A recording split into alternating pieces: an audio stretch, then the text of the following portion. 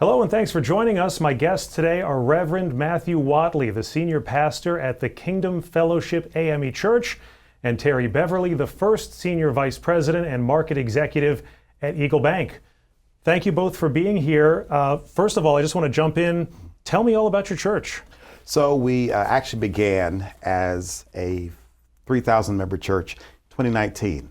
And so my first responsibility as founding pastor was to transfer all of our assets over into the new name Kingdom Fellowship. We formerly had been Reed Temple North. And so thankfully, the Lord continued to bless, and we already had great relationship with our friends at EagleBank and Terry. And so we were able, within our first year, interestingly, right as the pandemic began, to go into our construction project. Tell me about the project. So it seemed like a good idea at the time to build a new church in the middle of the pandemic. Literally, within the first 2 months, we had to give the go, no-go decision as to whether we would continue with the construction. And so our first call was actually to Eagle to say, hey, how you guys feel about this? And they were rock solid. Hey, we're ready to go. Our construction partner was ready to go. Our congregation started giving more. And so we actually launched out in June of 2020. And thankfully we did. We didn't know about all of the supply chain issues and cost increases that were going to come. And so had we not started then, I'm not sure we'd still be completed now. I take it you made it through okay. Fortunately, we did. We went in Easter of 2022. The Reverend makes it sound like it went pretty smoothly. Was that your experience?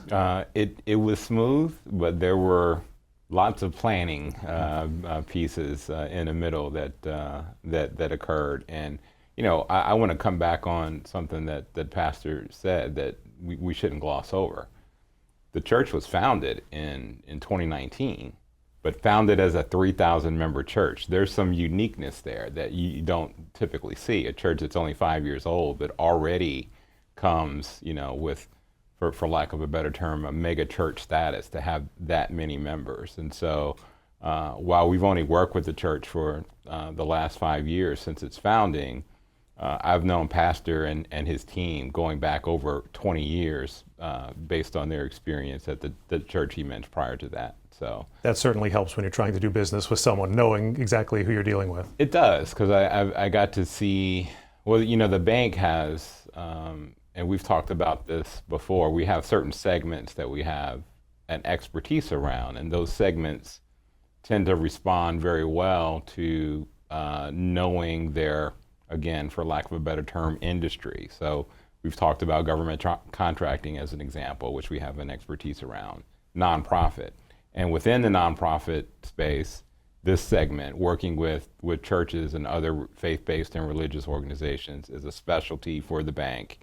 And 20 years of history has certainly added to, you know, that experience level, and it really was helpful knowing that the church has managed through, and Pastor and his team had managed through various cycles. Now, we never experienced anything like the pandemic before, but Pastor and his team were extremely thoughtful and prudent going into that, and as he said, it turned out great. So aside from, you know, major construction projects, back us up a little bit. Tell us what goes into the business of a church. So we're in the soul-saving business, and that is our core competency. And everything that happens from our church happens around the fact that we're committed to focusing on spreading the gospel.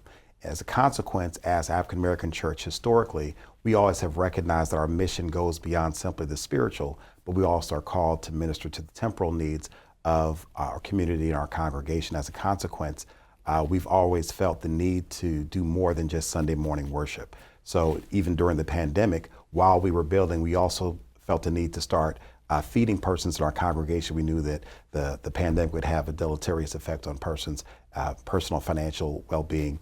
And so we started feeding folks. From that effort, today we are now feeding in 7 different locations in 2 counties weekly.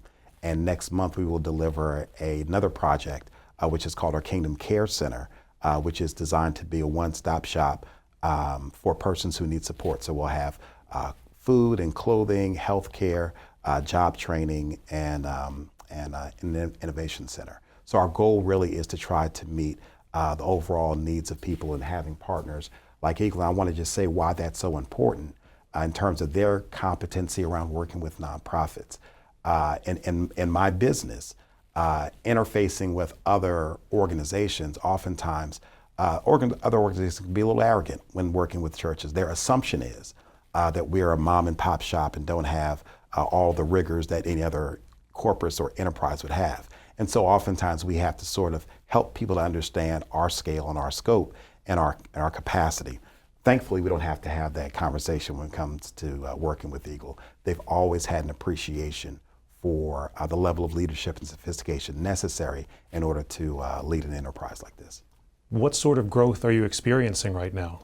Well, interestingly, since we started in 2022 in our new facility, things have just really skyrocketed. Interestingly, we actually were just acknowledged as the fastest growing church in America by Outreach Magazine, which is an industry periodical. And I really think it is a tribute both to our focus on ministry, but also our commitment to the community. And so we've gone from one service in Easter of 2022, Easter of 2024, we just added our third service, and we're looking to add a campus starting in 2025. So you guys are going to be talking a lot. Most likely, yes. What are those conversations going to be like? Well, I think it'll be a continuation of what we've always done, and that is not to wait for there to be a critical need, but for me to really stay close to Pastor and his leadership team to know what, churches a lot of times and pastors talk about vision. That's just a way to say understanding where the church is going, what the needs of their members and parishioners are, so that they can be in a position to meet those needs. And the bank, like we work with every client, whether it's a for-profit or a nonprofit, we want to know what that vision is so that we can be in the best position to help them enact on those things. And so that means ongoing conversation, not to wait until the critical need is there. And that's how we've always worked together, and that's why I think it works so well. Yeah, and to your point, we do use the term vision, and I often say people are inspired by vision, but they're kept through structure, right? Mm-hmm. And so while we have what we believe to be a compelling vision, we also have all of the things that support it. So whether it's staffing, whether it's the financials, audits, everything's already in place so that when it comes time to talk about vision, there's a lot of things we don't have to talk about. And I always try to encourage persons who are looking to expand their business, whether it's for-profit or nonprofit, to make sure you do the things that are quote-unquote free. Organization doesn't actually cost. Now, there are some things you have to work with your auditor and the like, but most often, businesses, banks want to make sure that corpus, that enterprise, functions in a healthy way. And so the more they can see that the staffing is there, that there are policies and procedures in place, that all of the regulations and rules internally are being followed, the more that gives confidence to the bank that they have a partner that they can have confidence in, not just because of the financials, but also because the organization itself is healthy. Because it must sound nice to say I have this grand vision, but I guess if you're saying if you can't back it up necessarily, then it doesn't do you much good. Yeah, there's a lot of stuff that sounds nice if you say it real fast. But once you start to really get into the weeds, you'll get to see and be able to separate, as it says in Scripture, the sheep from the goat. What is it like seeing your vision come to life like this? It's amazing. It's empowering. It's very humbling because you realize there's no way in the world you're smart enough to do what's happening here. And so it reminds you that you are simply just a part of a much larger plan. As an example, the Kingdom Care Center I just made reference to, we were able to secure $14 million both from the state and federal government in order to do the renovation that's happening right now. Now, there are some practical reasons for that. The federal policies that allowed Maryland to enjoy a surplus under the last administration allowed that governor to be able to make a decision. And then the federal government also was able to help us with an appropriation. But at the end of the day, that still requires favor with those individuals. And we, worked with lobbyists, but we also made sure that our vision was clear, it was compelling, and that they could see, again, the value proposition to the community. You think, okay, they ask their parishioners for some money and everything's done. You're dealing with banks, governments. It's a big endeavor. I mean, how do you handle it all? Well, again, we have an awesome team. One of my favorite answers at the church is, I don't know. We have a great team, and so generally there are a lot of questions that come to me and say, listen, I don't know. I know the person who can answer that question. And so our goal is to make sure that we have an empowering environment that allows people to operate in their expertise. And our membership, seeing that their tithes and offerings are going to good use, that they can actually see their value from what they're investing being made manifest right in front of their eyes. I think that encourages greater giving. You could not have convinced me that we could have kept our doors closed for 2 years during the pandemic and our giving would have increased. Now we had electronic giving before the pandemic, but that just went obviously to another level since. And since then, it's maintained at that level. And so really it's about people seeing the value for themselves.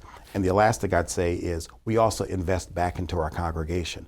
So this past fall, we had a estate planning workshop. We had over 950 folks come out because 1 out of 3 Americans don't have an estate plan.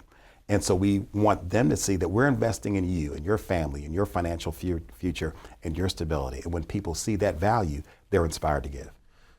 Terry, I know that this relationship has to make business sense for you in order for it to continue, but I imagine a nice byproduct is that you get to take a certain amount of pride in looking and seeing what's happened.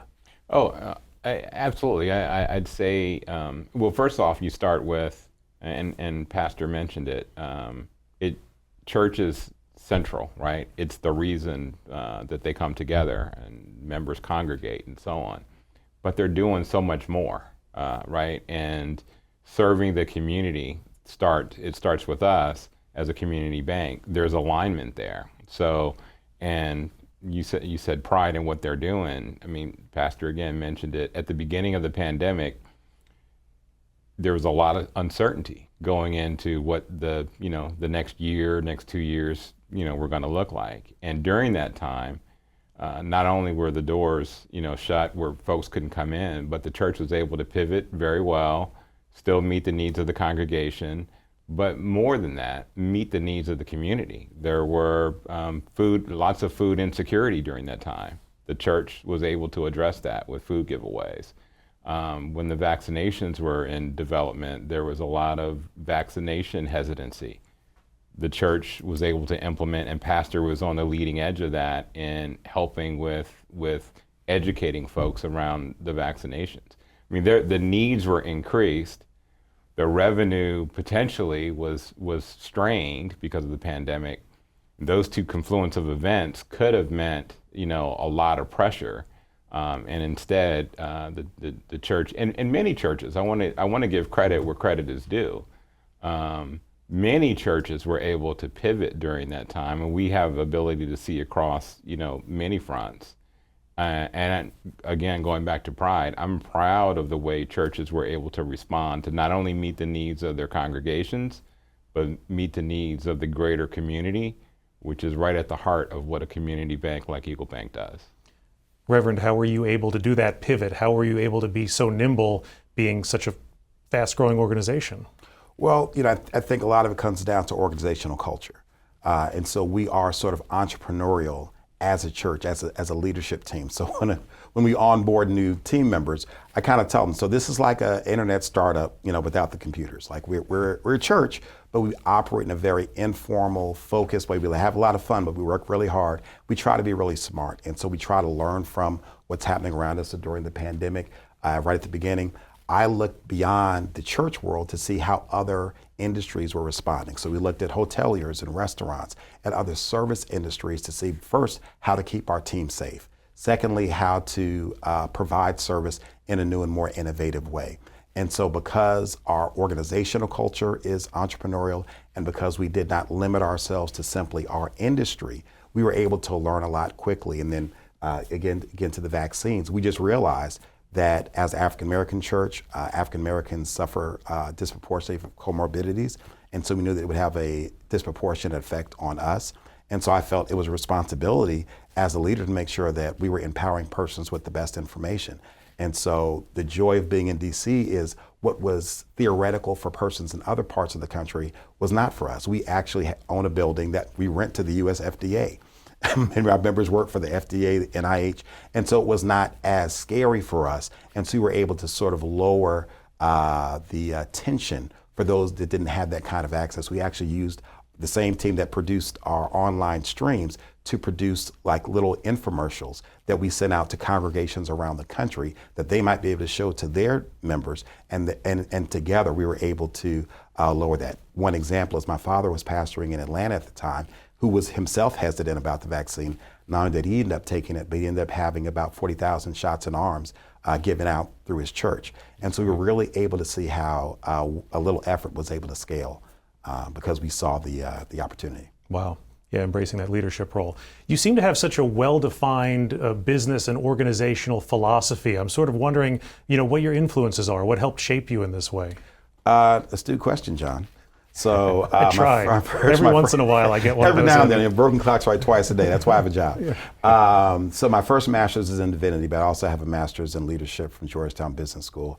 I also have another master's in education, adult education from George Washington. And I'm finishing a doctorate now in education leadership from Fuller Seminary. So that's kind of my passion. Sounds like you learned a thing or two from your father.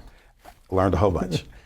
When it comes to this rapid growth that you're seeing, how do you keep that sort of individual touch that I'm sure you have to have? How do you manage that?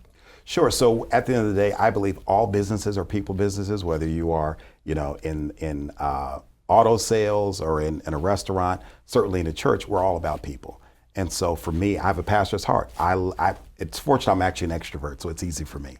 I love people. And so every Sunday, to the extent to which I have time in between the services, I still shake hands and get to know folks and hear what's going on in people's lives.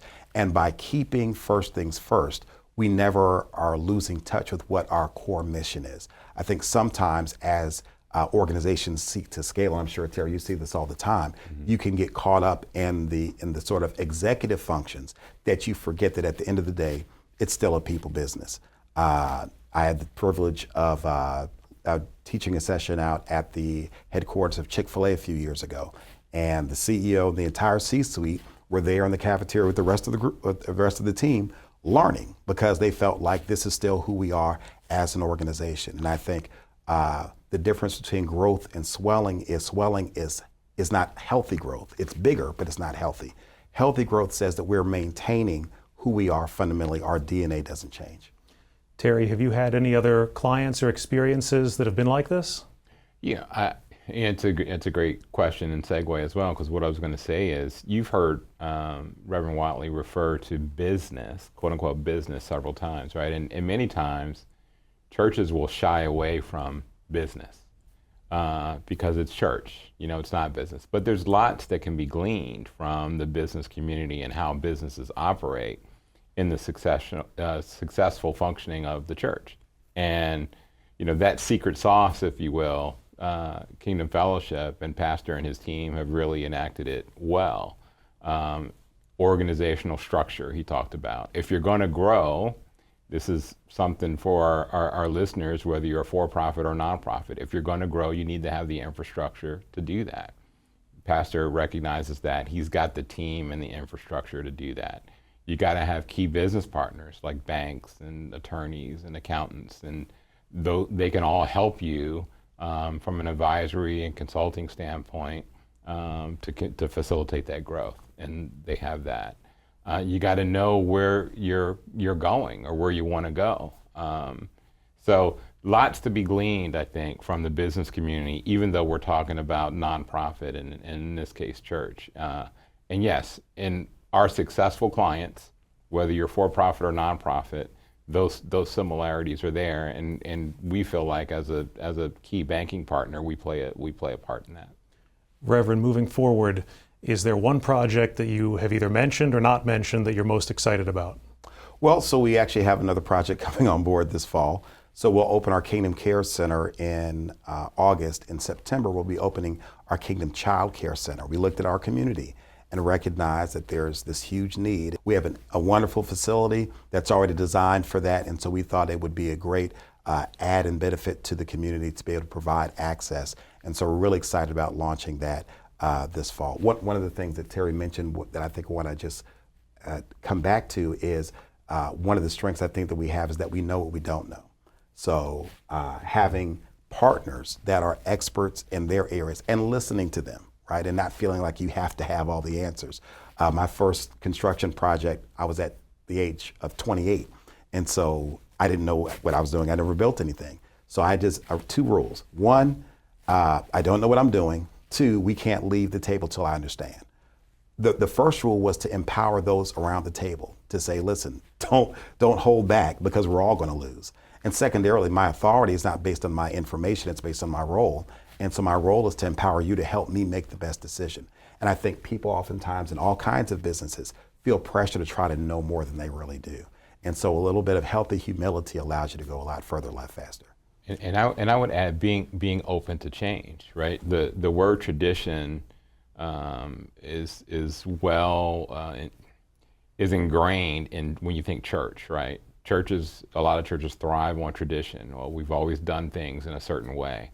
Well, I remember vividly back during the early stages of the pandemic in 2020, Pastor wrote a series of articles for Outreach magazine that really gave me insight not only into his leadership of the church, but again, how he was communicating with the church. And I remember one example he used in one of the articles was talking about the example of Blockbuster Video, which some of us, I'm sure, remember. Of course. And I think the lesson or the takeaway from Blockbuster is they really had the opportunity to continue their leadership in video entertainment provided to the home, but they didn't adapt. They didn't change. They didn't recognize the environment and how it was shifting from going to a physical location and getting a DVD or a video as opposed to streaming, which was coming. And Pastor was able to show that analogy to we have to also recognize the environment is changing within the church and adapt and change. And they've done that extremely well, and it's evidenced in the fact that they're growing so much. Great stuff. Thank you for coming in. I feel a lot smarter for having spoken to both of you, so I personally appreciate it. Thank you so very much, John. And I would again like to thank our guests, Reverend Matthew Watley, the senior pastor at the Kingdom Fellowship AME Church, as well as Terry Beverly, the first senior vice president and market executive at EagleBank. I'm your moderator, John Aaron. For more on this discussion, go to WTOP.com, search Small Business September.